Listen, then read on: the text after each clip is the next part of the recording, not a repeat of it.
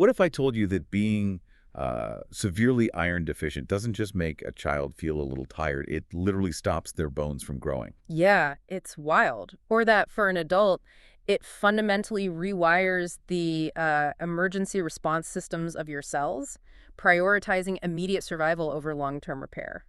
Welcome to today's Deep Dive. If you're listening, you are the kind of person who wants to get past that surface-level health advice. Hmm? You want to understand the actual machinery running underneath the hood of your own body, and, you want those aha moments without drowning in medical jargon. Right, because most people view iron deficiency as a simple binary, right? You're either a bit fatigued or you aren't. Exactly. You just take an iron pill and you move on. Right, but when you actually look at the sources, especially at severe levels of deficiency, you realize we're dealing with a biological landscape that is, frankly, vastly oversimplified in everyday conversation. Which brings us to our mission for today. It's highly specific but universally impactful. We're looking at a stack of clinical studies, research papers, and genetic data to answer one critical question. What exactly happens to the soup of growth factors in our blood and our overall clinical outcomes when we hit severe iron deficiency anemia? And we are zooming in specifically on what happens when hemoglobin levels crash below that critical threshold of 10 grams per deciliter. 10 grams per deciliter, that's the magic, or I guess tragic number here? Yeah, hitting that sub-10 threshold is where this stops being just about fatigue. The sources reveal that dropping below 10 triggers a systemic crisis. Like a full-on biological state of emergency. Exactly. It radically rewires the human body. I mean, we're looking at stunted structural growth in children, massive spikes in emergency hormones, and drastically multiplied mortality risks in patients dealing with chronic conditions. Okay, let's unpack this immediate biological emergency first. When someone's hemoglobin falls that dangerously low, which, is something frequently seen in conditions like chemotherapy-induced anemia, the body essentially begins gasping for oxygen at a cellular level. Yes, exactly. But I've always wondered, how does the body actually know it's suffocating? I mean, there isn't a pair of tiny lungs inside every single cell. Haha, no, there isn't. The surveillance system is actually centralized in your kidneys, of all places. Wait, really? The kidneys? Yeah. So hemoglobin is the protein in your red blood cells responsible for carrying oxygen. When you lack the iron to manufacture it, you lose the capacity to deliver oxygen to your tissues, right? Okay, so that state of low oxygen is hypoxia. Exactly, hypoxia. And your kidneys receive a massive portion of your daily blood flow, making them these, exquisite oxygen sensors. Oh, that makes sense. Right. So when they detect this hypoxic state, they immediately upregulate the expression of a specific gene to produce a hormone called EPO. Okay, EPO. That stands for erythropoietin. I know we usually hear about that in sports doping scandals, like with cyclists. But what is its actual day job in a healthy body? Well, erythropoietin is a cytokine, which is essentially just a signaling protein. It gets synthesized in the kidney, secreted directly into the blood plasma, and travels straight to the bone marrow. Just a straight shot to the Right. marrow. And its entire job is to bind to receptors there and aggressively promote the production of new red blood cells. So it's sounding the alarm. It really is. And the clinical data shows just how extreme this biological panic can get. The sources point to a major study called the Incheanti study looking at older adults. Right. And they found that healthy, non-anemic males had a baseline EPO level of about 11 milliunits per milliliter. But the males with anemia, their EPO spiked to an average of over 26. Wow, over 26. So the body is more than doubling its signal, literally screaming at the bone marrow to produce more red blood cells. Exactly. But the sources mention that EPO doesn't act alone during this crisis. There is another growth factor that goes into absolute overdrive called VEGF, or vascular endothelial growth factor. VEGF. Okay, what's driving that one? The mechanism here is fascinating because it's driven by a pathway called HIF1 alpha, which stands for hypoxia-inducible factor 1 alpha. Okay, let's translate that into plain English for a second. Sure, yeah. So HIF1 alpha is a transcription factor. Yeah. You can think of a transcription factor as like a master genetic light switch. A genetic light switch, got it. Right. Under normal, healthy oxygen levels, this switch is constantly being broken down. It's kept off. But when iron levels are critically low and the cell is starving for oxygen, that breakdown process just stops. So the switch flips on. Exactly. The HIF1 alpha switch flips on and it activates a whole host of survival genes. And I'm guessing one of those survival genes tells the body to pump out VEGF. You got it. And VEGF has a very specific function. It stimulates angiogenesis, which is the formation of brand new blood vessels. Oh, wow. Just building new pipes on the fly. Pretty much. The sources point to studies where mice were fed iron-lacking diets, and the lack of iron alone was enough to trigger this HIF-1 alpha pathway and spike VEGF formation. Okay, let me see if I can visualize this. Is this essentially like a major city experiencing a catastrophic power blackout? Oh, I like that. Go on. So the body realizes there's an energy crisis, so it starts blaring these massive emergency sirens, which would be the EPO, begging the factories to build more power plants. Right. But simultaneously, because the supply chain is failing, the body starts desperately paving brand new roads, the VEGF, just to deliver whatever limited supplies are left to the starving neighborhoods. That captures the chaos of the environment perfectly. The body is demanding more carriers from the bone marrow while aggressively building new vascular highways to maximize the delivery of whatever tiny amount of oxygen is left. But I imagine there's a clinical problem there, right? Yeah. A blaring siren doesn't magically create raw materials. Exactly. It's incredibly inefficient. In certain diseases, this massive erythropoietic drive, this panic mode, forcibly shifts the entire growth factor composition of your blood plasma. And, I mean, biological energy is a zero-sum game, right? You can't just ramp up production of all these emergency sirens and new highways without stealing resources from the regular city budget. Bingo. If EPO and VEGF are spiking through the roof, something else has to crash to pay for it. And that brings us to the tragic trade-off of cellular survival. The body shifts its energy entirely away from long-term maintenance and growth, and it diverts it all to immediate life support. So what's the biggest casualty in this resource war? The most striking casualty is a growth factor called IGF-1. IGF-1. It's insulin-like growth factor 1. But, we usually associate growth with human growth hormone. How does IGF-1 fit into that picture? Yeah, so growth hormone doesn't actually do all the heavy lifting itself. It acts more like a manager. It tells the liver and other tissues to produce IGF-1. And IGF-1 is the actual contractor that goes out and just the physical work of linear bone growth, tissue repair, muscle development, all of that. Okay, well, the pediatric data and the sources regarding IGF-1 is genuinely shocking to me. It really is. The researchers ran a cross-sectional study of pediatric patients, ages 2 to 14, and the healthy children had a median IGF-1 level of nearly 39 micromoles per liter. But the children suffering from iron deficiency anemia, their median level was under 9. It's a catastrophic drop. The study demonstrated a highly positive correlation between hemoglobin and IGF-1. As hemoglobin goes down, IGF-1 plummets right alongside it. See, here's where it gets so wild to me. We normally just tell people, oh, you're anemic, you might feel a bit pale, you need a nap. Right, take a nap, eat some spinach. Exactly. But the biology reveals it actively halts structural growth in children. If the IGF-1 drops from 39 down to 9, the bones quite literally do not have the chemical contractor required to lengthen properly. What's fascinating here is that iron deficiency anemia is a major, yet frequently overlooked, cause of short stature and delayed development in pediatrics. Just because of the missing contractor. Exactly. The body is making a calculated survival choice. It's basically saying, look, we barely have the oxygen capacity to keep the vital organs running, so we are putting a hard pause on all new construction projects. The child cannot afford a larger frame right now. Which raises a terrifying question for any parent listening. If we catch this and we just give these kids iron, does the IGF-1 bounce back? Or do they, miss their developmental window entirely and stay stunted forever? Fortunately, the clinical outcomes provide a very reassuring answer. Correcting the anemia with iron allows the IGF-1 levels to recover significantly. Oh, thank goodness. Yeah, you don't even need to introduce complex growth hormone therapies. Simply replenishing the raw iron stores restores the biological balance. The emergency sirens turn off, the contractor gets rehired, and the children show improved growth velocity and a normalization of their BMI. Wow. It really highlights how interconnected the entire system is. But, we also have listeners who are well past their growing years, right? Adults aren't trying to get taller. Do we still care about IGF-1 crashing? We care deeply. IGF-1 is critical for maintaining muscle mass, preserving bone density, and facilitating overall tissue repair. So, everyday maintenance. Yeah, think about those nagging injuries that just won't heal, or a feeling of constant physical degradation. Going back to that Inkianti study of older adults, the anemic males saw a significant drop in total IGF-1. What were the numbers there?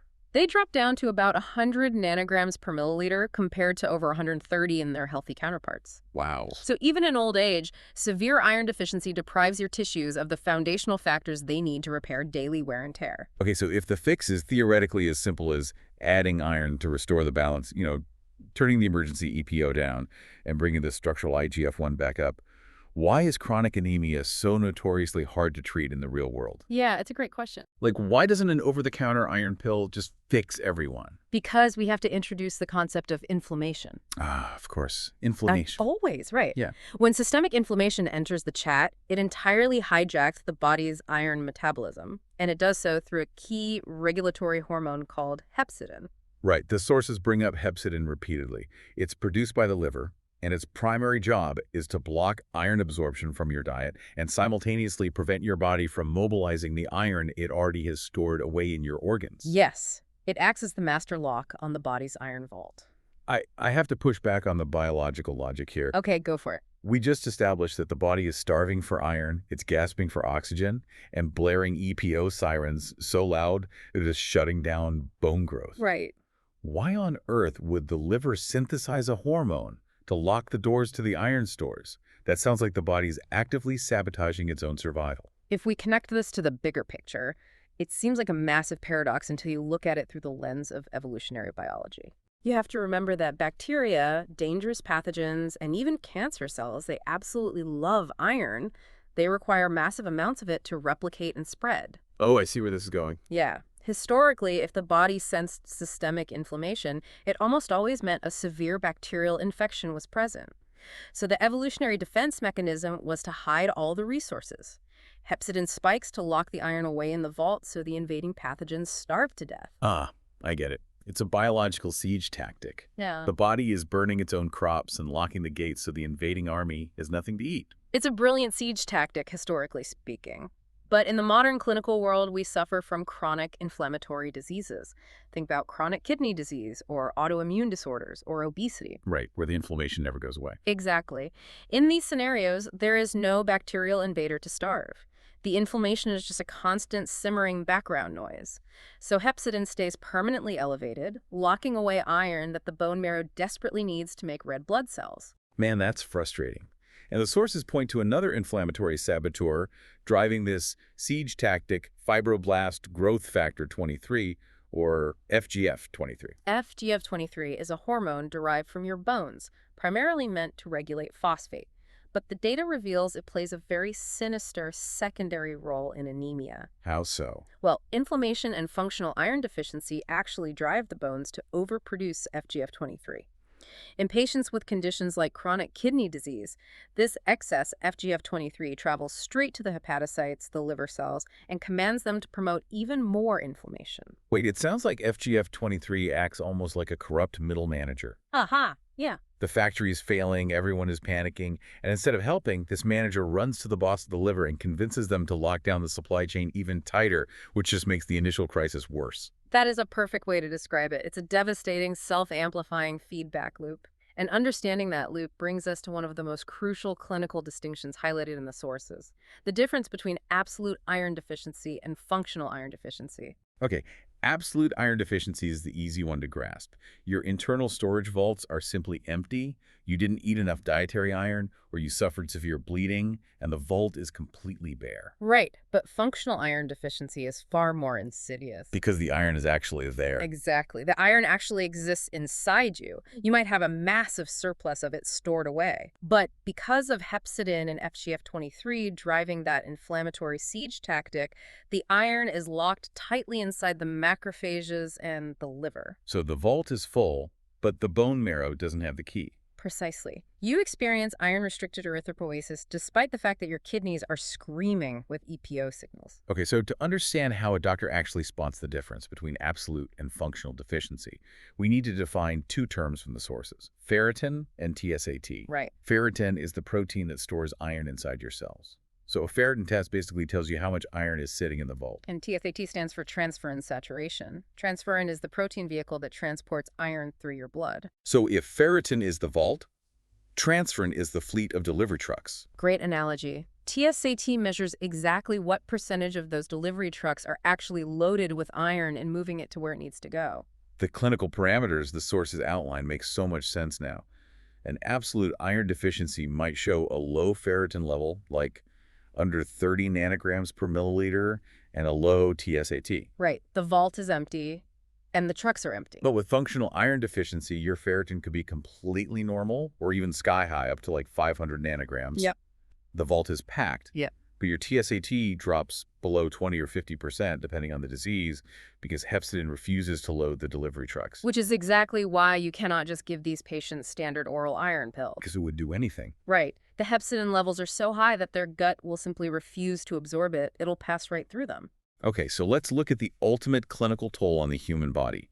When this chaotic growth factor soup, sky-high EPO, crashed IGF-1, elevated hepcidin and FGF-23 collides with a hemoglobin level below 10 in complex disease states. It's a perfect storm. The oncology data regarding chemotherapy-induced anemia, or CIA, is incredibly telling here. Yeah, when cancer patients undergoing systemic therapy see their hemoglobin drop to 10 grams per deciliter or lower, the standard of care often involves giving them erythropoiesis-stimulating agents, or ESAs. Which is basically just synthetic EPO, right? We're artificially adding more sirens to the system to try and force the bone marrow to work. The goal is to reduce the need for blood transfusions and improve the patient's quality of life.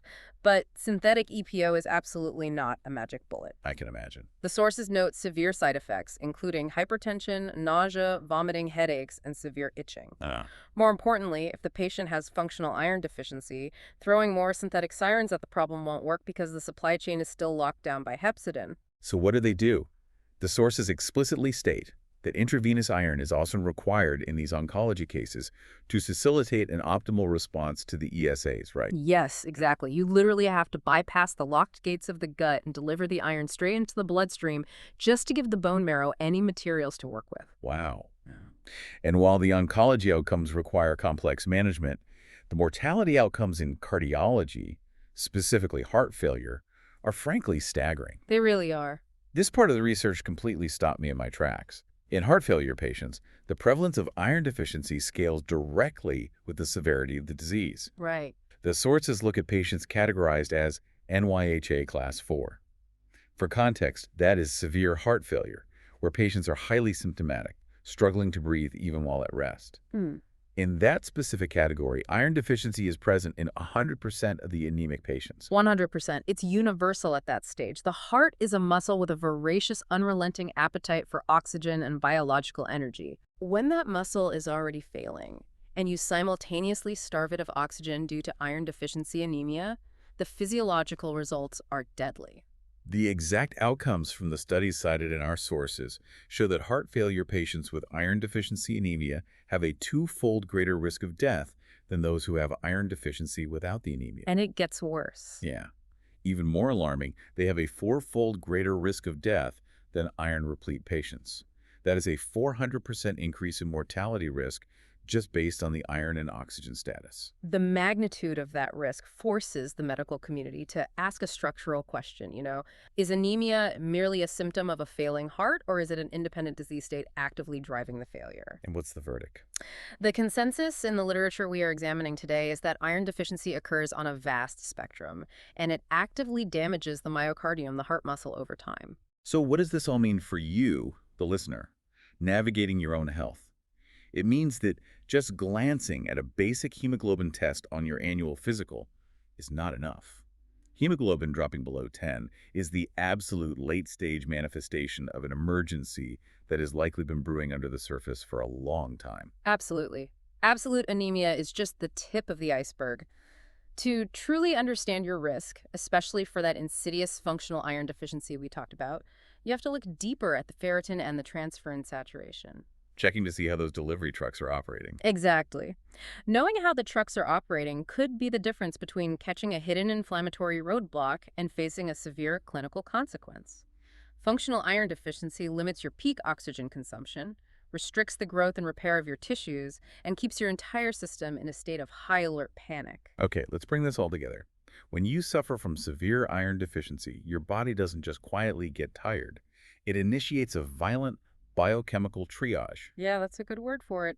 Triage. It forces your system to prioritize emergency growth factors, spiking EPO to panic the bone marrow, spiking VEGF to wildly pave new blood vessels.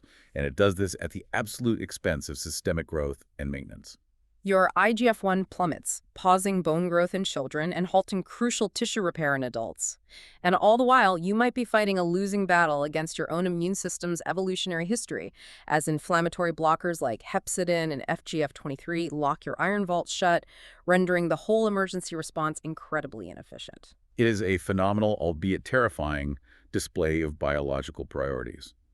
And it leaves me with one final thought to mull over, building on everything we've uncovered today. Oh, let's hear it. If a severe lack of iron fundamentally rewires our growth factors to prioritize immediate cellular survival at the direct expense of long-term bodily repair and tissue maintenance, could years of untreated low-grade iron deficiency be silently prematurely aging our tissues in ways we don't even measure on a standard lab test? Wow, it really forces you to wonder how much structural integrity we sacrifice just to keep the cellular lights on. Right. We think we're just turning the lights off in a few empty rooms to save power, but we might actually be tearing down the structural beams of the house just to keep the emergency siren running. Something to think about the next time you assume you are just a little tired. Thanks for joining us on this deep dive. See you next time.